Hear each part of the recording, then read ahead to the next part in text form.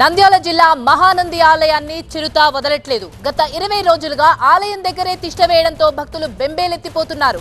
ఆలయానికి వెళ్లాలంటేనే వణికిపోతున్నారు. మరోవైపు స్థానికులు సైతం భయభ్రాంతులకు గురవుతున్నారు. పొలాలకు కూడా వెళ్లలేకపోతున్నామంటూ ఆవేదన వ్యక్తం చేస్తున్నారు. వెంటనే చిరుతను బంధించాలని అటవీశాఖ అధికారులను కోరుతున్నారు. ఇటు సీసీ కెమెరాల్లో రికార్డైన చిరుత దృశ్యాలు వణుకు పుట్టిస్తున్నాయి.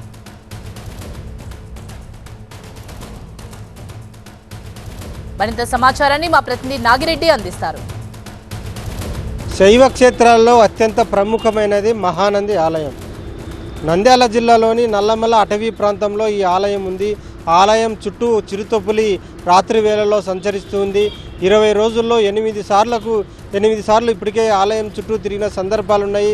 ఈ చిరుతపులి వచ్చిన సందర్భాలు అన్నీ కూడా సీసీ కెమెరాల్లో రికార్డ్ అయి ఉన్నాయి. ఈ ఆవుల్ని ఆలయానికి చెందిన గోశాల అక్కడే ఉంది, కానీ ఆవుల్ని మాత్రం చిరుతపులి ఏమీ అనడం లేదు. ఆలయానికి సంబంధించిన గోశాలతో పాటు ప్రైవేటు వ్యక్తులకు చెందిన ఆవులు కూడా ఈ నల్లమల్ల అడవుల్లోనే ఆలయం చుట్టూ తిరుగుతున్నాయి. కానీ ఎక్కడ కూడా గోవులకు జోలికి చిరుతపులి వెళ్ళిన సందర్భాలు అయితే లేవు. కానీ ప్రైవేటు వ్యక్తులు పెంచుకుంటున్న పందులని, తర్వాత కుక్కల్ని మాత్రం ఈ చిరుతపులి చంపి తింటున్న పరిస్థితి కనిపిస్తోంది. ఇప్పటికే చాలా వరకు పందులను, కుక్కలను చంపి తిన్న పరిస్థితులు అనేకం ఉన్నాయి. దీంతో భయాందోళన వ్యక్తం చేస్తున్నారు భక్తులందరూ కూడా. ఎందుకంటే రాత్రి పగలు అనే తేడా లేకుండా ఆలయానికి ఎంతోమంది భక్తులు తెలుగు రాష్ట్రాల నుంచే కాకుండా ఇతర రాష్ట్రాల నుంచి కూడా భక్తులు ఎంతోమంది వచ్చి వెళ్తుంటారు.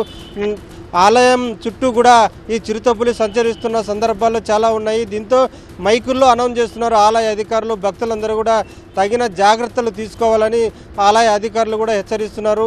ఈ చిరుతపులికి సంబంధించిన సమాచారాన్ని అంతటి కూడా అటవీశాఖ అధికారులకు ఇప్పటికే రాతపూర్వకంగా ఫిర్యాదు చేశారు ఆలయ అధికారులు. దీంతో అటవీశాఖ అధికారులు సరిగా స్పందించడం లేదనే ఆరోపణలు కూడా వినిపిస్తున్నాయి.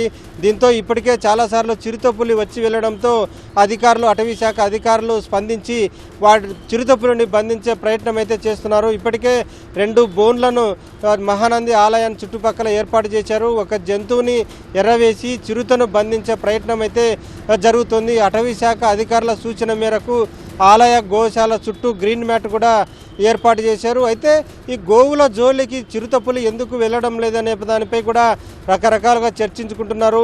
ఆలయ పవిత్రత, ఆలయ చరిత్ర అంతా కూడా గోవుకు సంబంధించినది కాబట్టి గోవుల జోలికి చిరుతపులి వెళ్ళడం లేదు. కేవలం పందులు, కుక్కల జోలికి మాత్రమే చిరుతపులి వెళ్తోంది. వాటిని మాత్రమే చంపి తింటోంది తప్ప గోవుల జోలికి చిరుతపులి రావడం లేదని చెప్పి భక్తులు చర్చించుకుంటున్న సందర్భాలు కూడా ఉన్నాయి.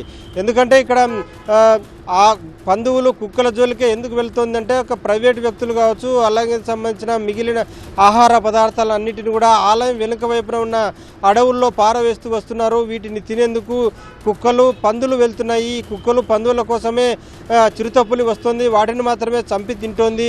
దీంతో ఆ పని జరగకుండా చూడాల్సిన అవసరం ఉందని చెప్పి ఇప్పటికే అటవీశాఖ అధికారులు ఆలయ అధికారులకు సూచించారు.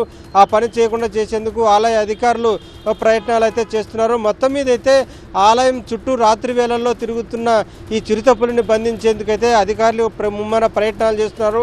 బహుశా ఈసారి ఖచ్చితంగా బోన్లో బంధించేందుకైతే ప్రయత్నాలు జరుగుతున్నాయి.